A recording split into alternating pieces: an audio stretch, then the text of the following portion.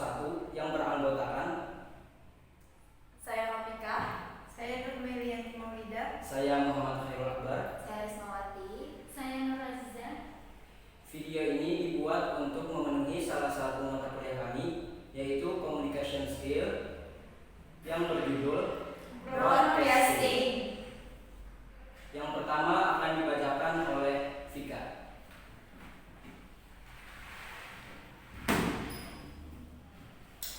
Oke, di sini saya akan membacakan pengertian podcast.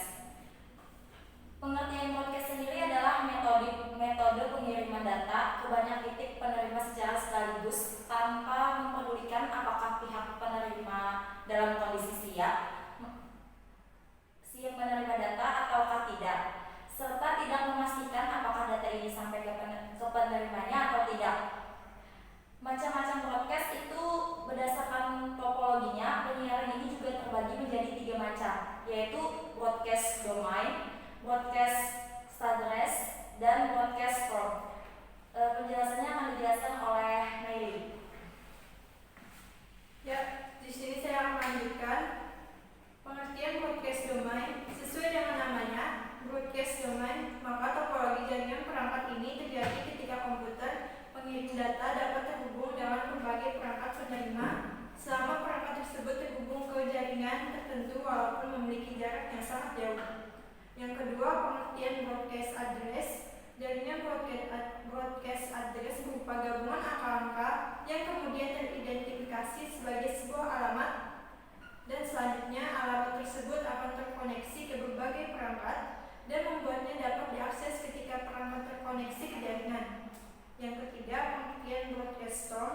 Siaran jenis broadcast storm terjadi ketika suatu kesalahan dalam sistem jaringan yang digunakan antar perangkat sehingga terjadi lingkaran tak terhingga yang menyerupai badai. Selanjutnya akan dijelaskan oleh Hairul.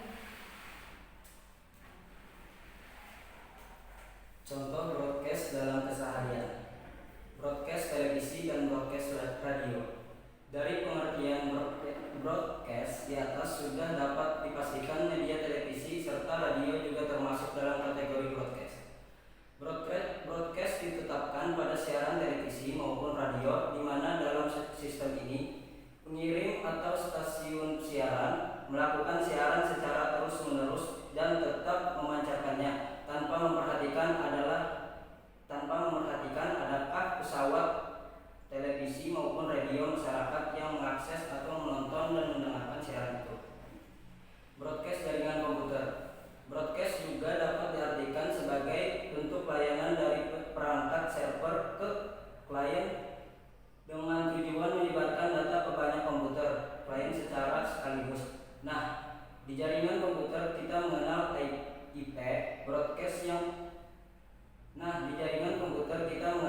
broadcast yang biasanya menjadi IP address terakhir dalam suatu network dan tidak dapat digunakan sebagai komputer klien. Broadcast lewat komputer juga bisa menggunakan alat namanya webcam. Selanjutnya akan dijelaskan oleh Risma. Oke, selanjutnya saya akan menjelaskan tentang fungsi broadcast dalam kehidupan manusia. Fungsi broadcast dalam kehidupan manusia yaitu ada 3 sebagai kekuatan sosial, sumber informasi, dan juga media berkelana. Selanjutnya untuk kelebihan broadcast sendiri yaitu tak terbatas jarak, menggunakan berbagai macam piranti mahal di bagian pemancar maupun medium. Data dapat dijangkau perangkat penerima baik di tempat yang sama ataupun tempat lain yang sangat jauh jaraknya. Tak terbatas waktu. Juga dikarenakan hardware spesifik, server misalnya, perangkat penerima bisa mengakses data kapan saja dan di mana saja semua perangkat yang terhubung ke jaringan. Keamanan yang lebih kompleks. Dalam jaringan komputer misalnya, sistem keamanan di access point dipastikan lebih rumit dan tidak akan terganggu dengan mudah. Selanjutnya untuk kekurangan akan dijelaskan oleh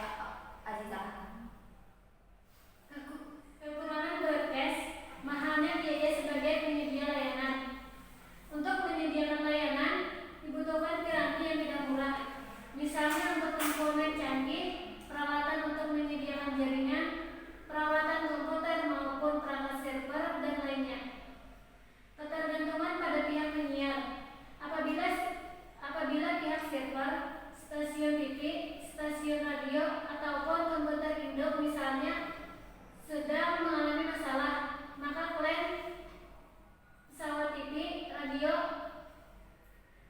maupun komputer klien tidak dapat mengakses data.